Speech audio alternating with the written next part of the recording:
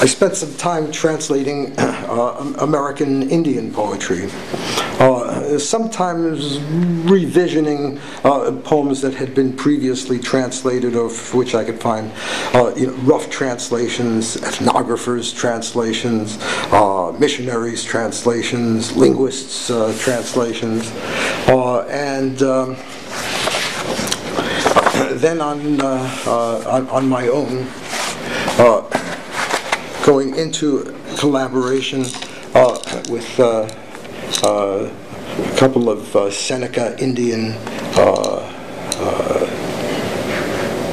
singers, and sometimes song makers, and sometimes poets, in the manner of technicians of the sacred and shaking the pumpkin, with a number of these, if you know Shaking the Pumpkin, you'll know that I translated them as a kind of visual, concrete poetry, because they have very few words, but there's nothing simplistic about it. It's a very, to my mind, sophisticated, minimalist poetry and song. Later I trusted myself to sing some of them in public, not in the original Seneca, but in English translation. So for the Seneca, this is the opening song of the ceremony called Shaking the Pumpkin. Gourd rattle, not horn rattle. It's really got a single word in Seneca, which is a form of verb, to come, to arrive. And it takes a few words to get the meaning over in English, so I turned it from a one word, but a long word, poem into a four-word poem. And the other sounds, which are not trivial. So the Hajaswas, the ceremonial leader, opens the ceremony by calling the sacred animals into presence.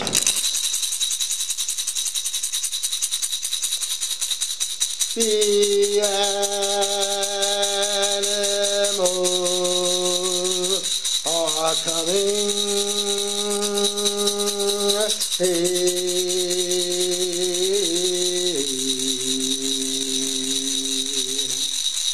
The animals are coming. Hey, hey,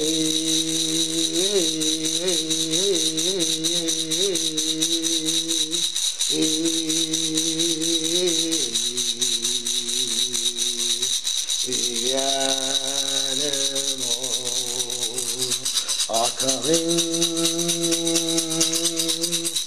The animals are coming. Hey, hey, hey, hey, hey.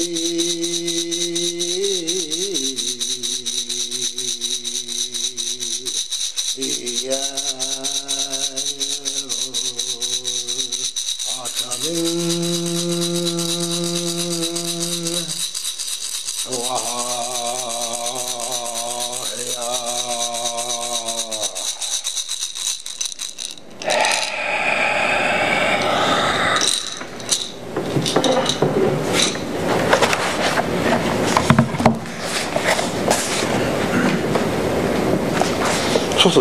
It's lovely to sing something like that.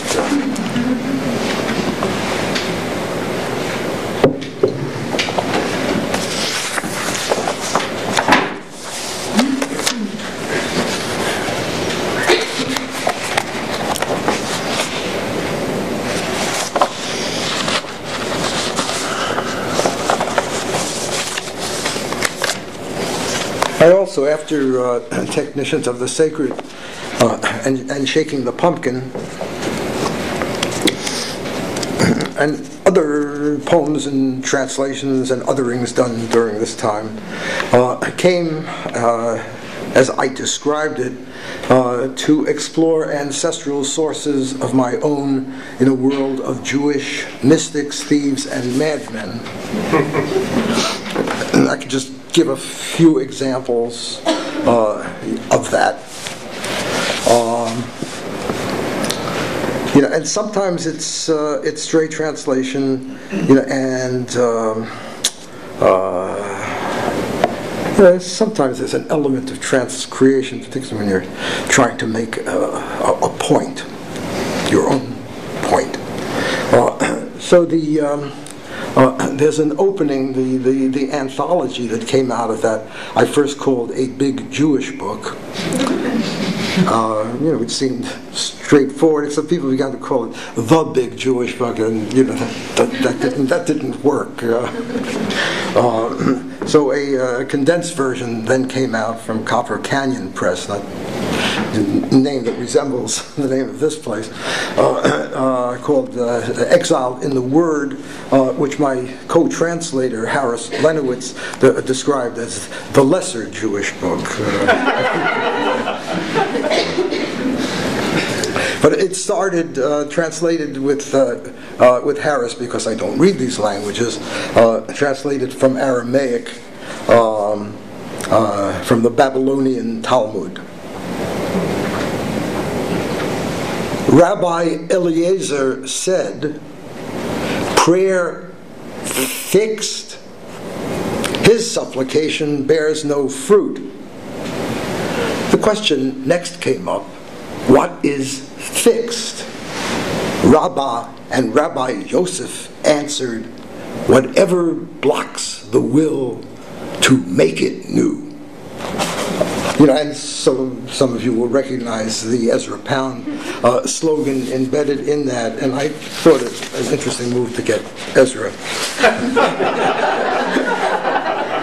into a big Jewish book, maybe alongside that other Ezra who turns up in the big Jewish book.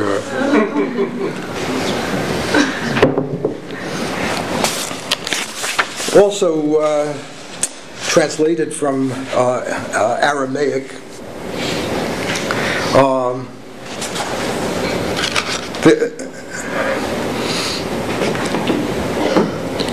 We did actually two prayers, two hymns, two songs, two poems that begin and end the Sabbath I think it's in the Sephirotic prayer book.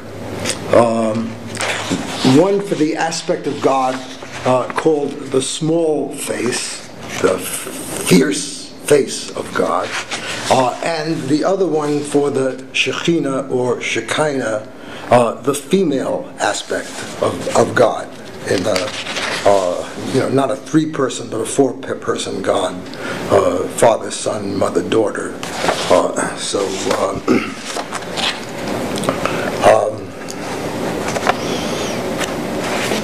I hope you have a lot of time, because I think I'm moving slower than I intended.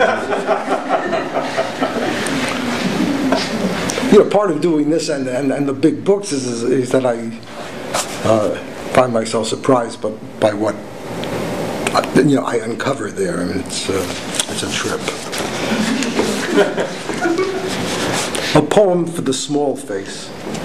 Sons of his palace were shy, who witness rays from the small face. These to be here at this table, the king cuts grooves from his ring in. Be pleased with this meeting, this center of powers all winged. To bring joy to it now is the hour of peace without anger. Draw near me, thou, see my companions, be night without judgment. Those dogs wild with chutzpah, keep out, may not enter, but send for Ancient of Days, exchanging the jewel in his forehead. His peace, as he sees it, releases the light from the shells and will flow with it into each orifice. These will conceal under domes, will be here in praise of the evening. A poem for the small face.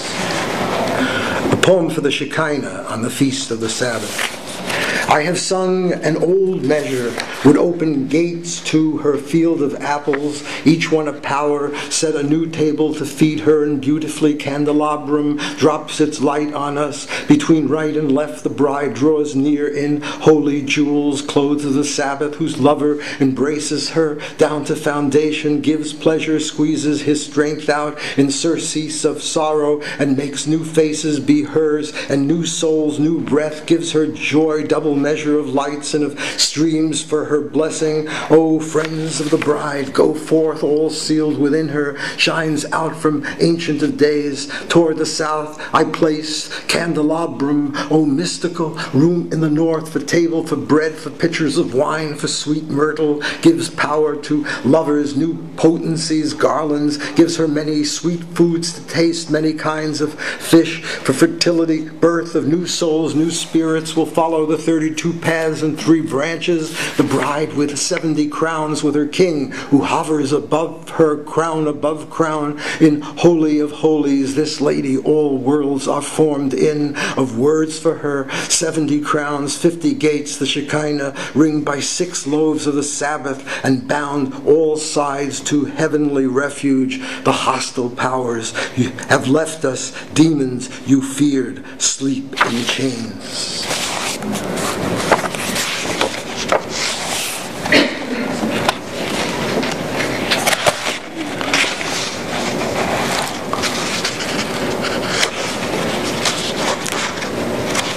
And then,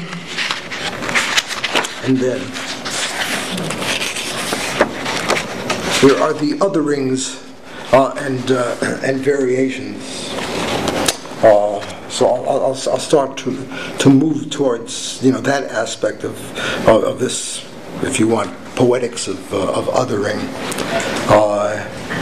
And I start that section off with another poem taken or starting from something of Tristan Tzara's. So back to that world. Translated from the French. An occasional poem, it's a small thing that he wrote when the Ukrainian-born artist Sonia Delaunay was designing a series of poetry dresses. And she commissioned poets to write poems for that. And, so this was a poem for a dress of Sonia Delaunay's. And there were no colors in it. So I translated and I added a color to it, and it becomes a poem in yellow after Tristan Tzara. Angel, slide your hand into my basket, eat my yellow fruit. My eye is craving it. My yellow tires screech. Oh, dizzy human heart, my yellow ding-dong.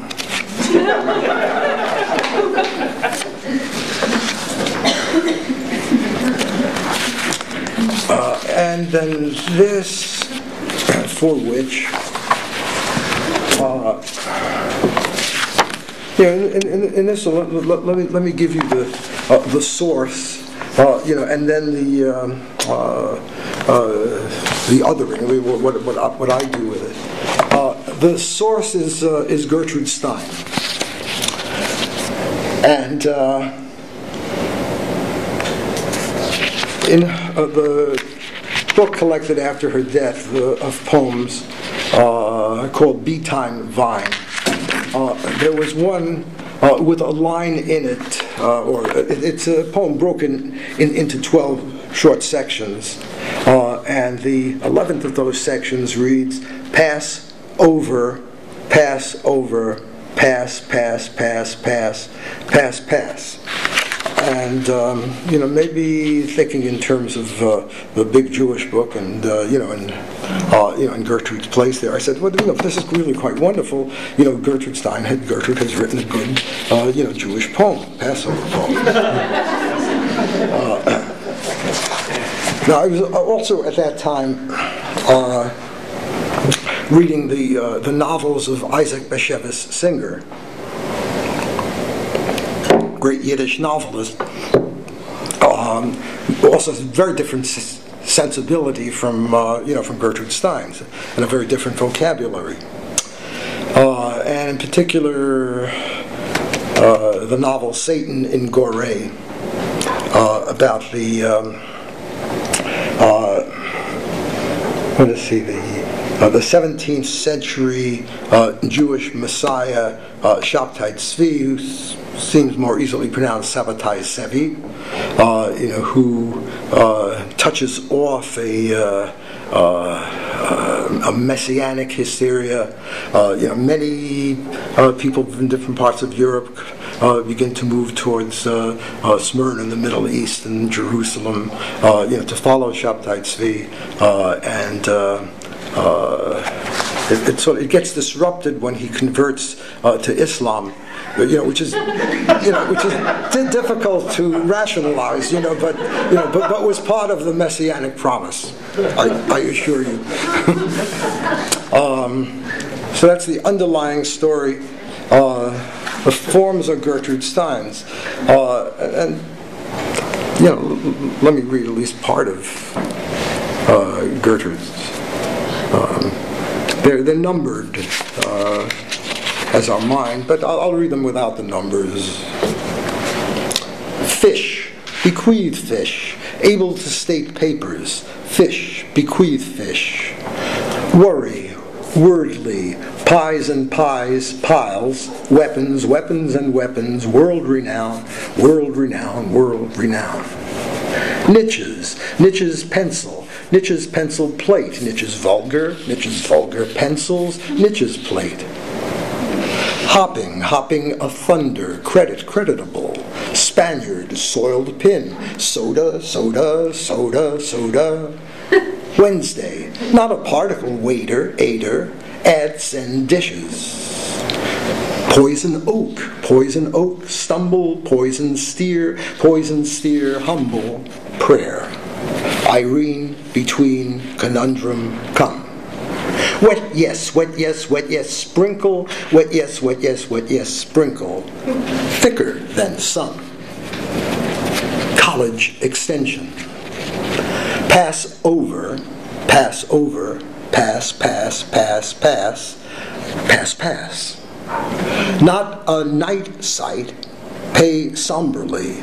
R and N and no and pale, R and N and no and pale, R and N and no and pale.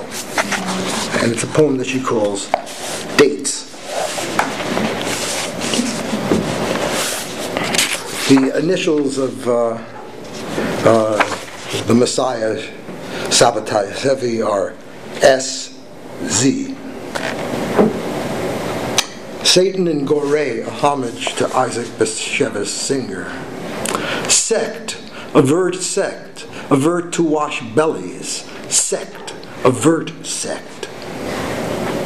Worship, womanly, towns and towns, tones, witness, witness and witness, woman redeemed, woman redeemed, woman redeemed.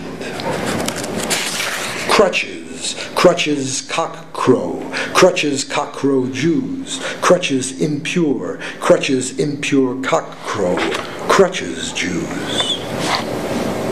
Drinking in devil, prayers, prayerful. Messiah, first a holiday, malice, abyss, ark, bears, levy. Sabbath, Sabbatai Sevi, Sodom, marriage bed, brittle, marriage breasts bristle, match me, Onan, again, pederasty, in 3. Fat, yes, idle, fat, yes, idle. Something is presence. Holy Muhammad. Pass over, pass,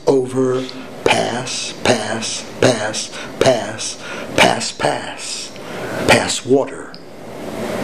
Lilith, a redhead, jest nudgingly, S and Z, and S and Z, S and Z, and S and Z, S and Z, and S and Z. Selah.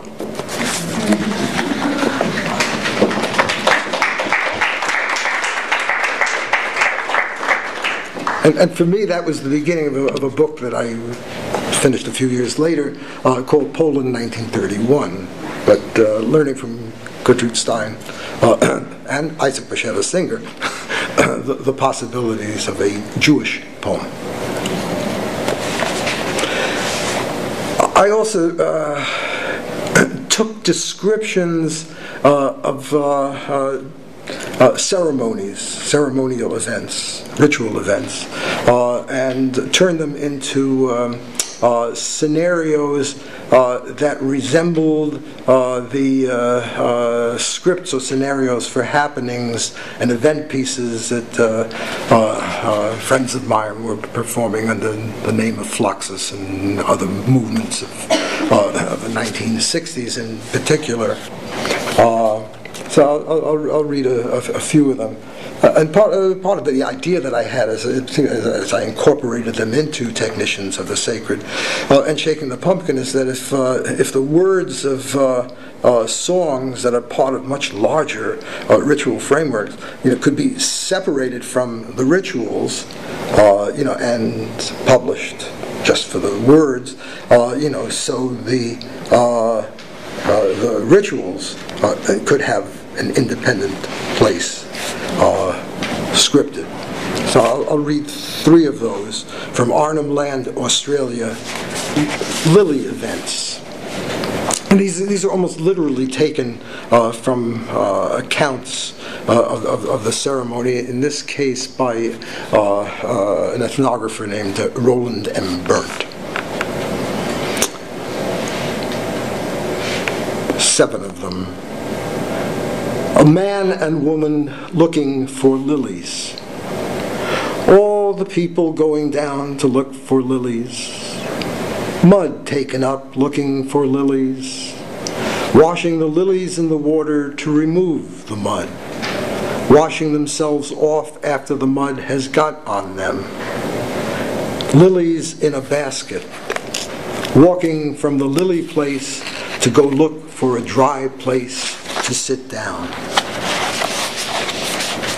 Gift event from the Quackayoodle, and this is based on an essay by Helen Coderre called The Amiable Side of the Quackayoodle Potlatch. The amiable side, everybody knew about potlatches and how destructive they became, but this is about village potlatch, and it's really statements by people that the ethnographer asks, what do you do at a potlatch? Gift event. Start by giving away different colored glass bowls. Have everyone give everyone else a glass bowl. Give away handkerchiefs and soap and things like that. Give away a sack of clams and a roll of toilet paper. Give away teddy bear candies, apples, suckers, and oranges. Give away pigs and geese and chickens, or pretend to do so. Pretend to be different things. Have the women pretend to be crows, have the men pretend to be something else. Talk Chinese or something. Make a narrow place at the entrance of a house and put a line at the end of it that you have to stoop under to get in. Hang the line with all sorts of pots and pans to make a big noise. Give away frying pans while saying things like, here is this frying pan worth $100 and this one worth $200. Give everyone a new name. Give a name to a grandchild, or think of something and go and get everything. And from the Crow Indian, for Crazy Dog events. Crazy Dogs were a warrior society. 1. Act like a crazy dog. wear sashes and other fine clothes and carry a rattle, dance along the road singing crazy dog songs after everybody else has gone to bed. Talk crosswise. Say the opposite of what you mean and make others say the opposite of what they mean in return. 3. Fight like a fool by rushing up to an enemy and offering to be killed. Dig a hole near an enemy, and when the enemy surrounds it, leap out at them and drive them back. 4. Paint yourself white. Mount a white horse, cover its eyes, and make it jump down a steep and rocky bank until both of you are crushed.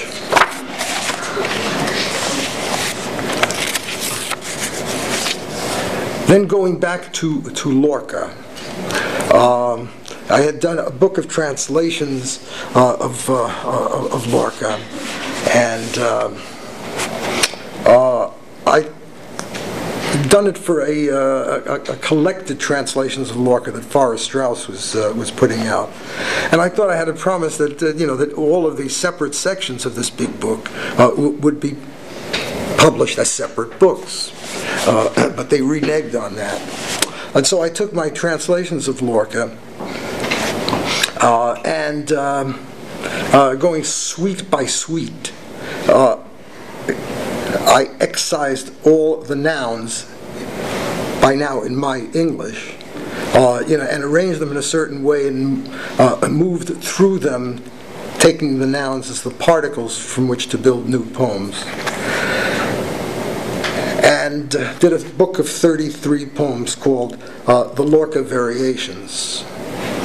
And that also gave me a new way of making poetry.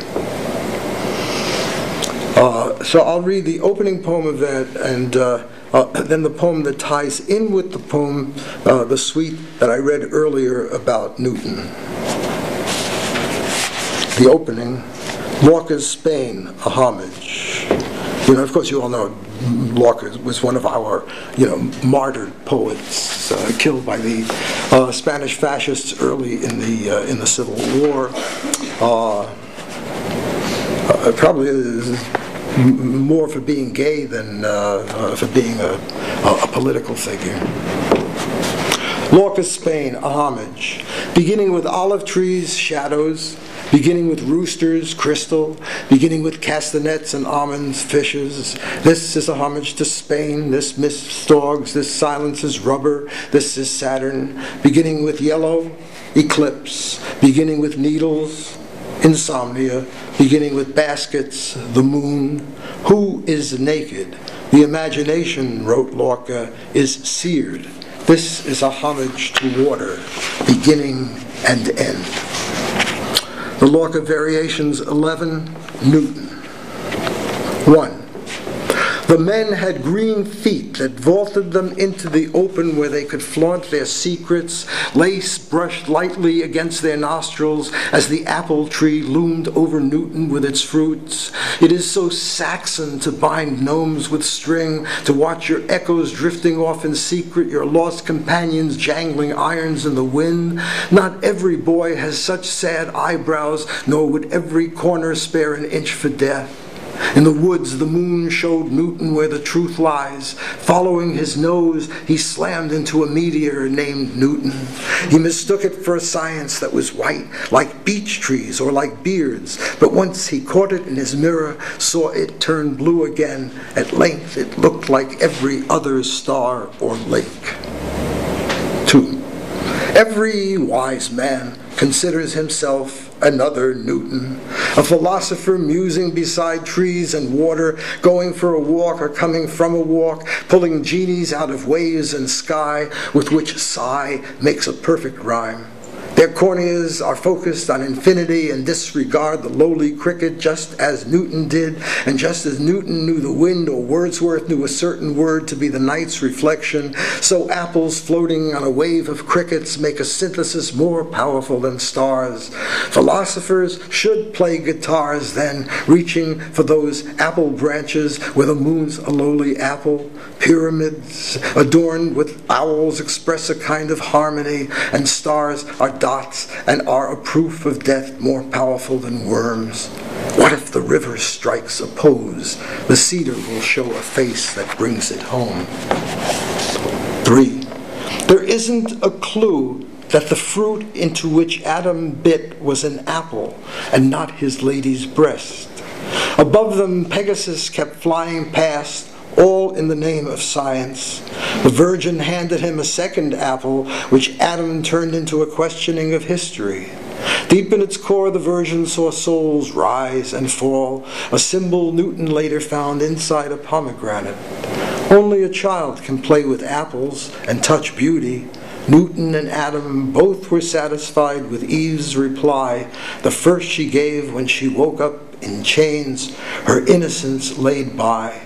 Paris, in the other tale, held up an orange.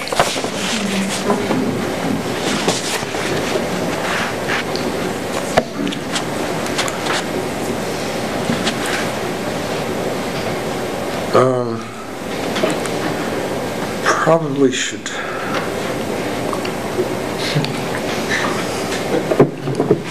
draw it to a close.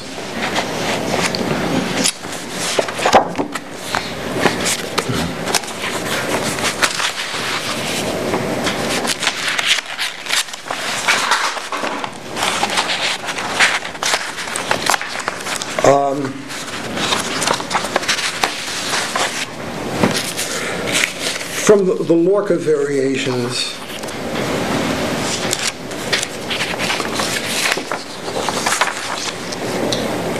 I made other poems using similar techniques. And most recently, I've turned the technique on myself. So going back to earlier poems of mine, I've done a series of variations like the Lorca variation. I prefaced the series with 2 quotes from Matisse. One should be able to rework an old work at least once to make sure that one has not fallen victim to one's nerves or to fate. And again, when you have achieved what you want in a certain area, when you have exploited the possibilities that lie in one direction, you must, when the time comes, change course, search for something new. There's a series of poems that I wrote early 1960s called The Seven Hells of the Jikoku-zoshi. Jikoku-zoshi, Japanese hell scrolls, images, and not many words, but there are traditional titles for them. I'm not doing, what's the technical term, ekphrasis. I'm not making poems out of pictures, describing pictures, but the titles. So the titles led me to write a series of 7 poems, and then a final poem, which if Sarah Messer asks me, I will read because it's a Buddhist poem, sort of.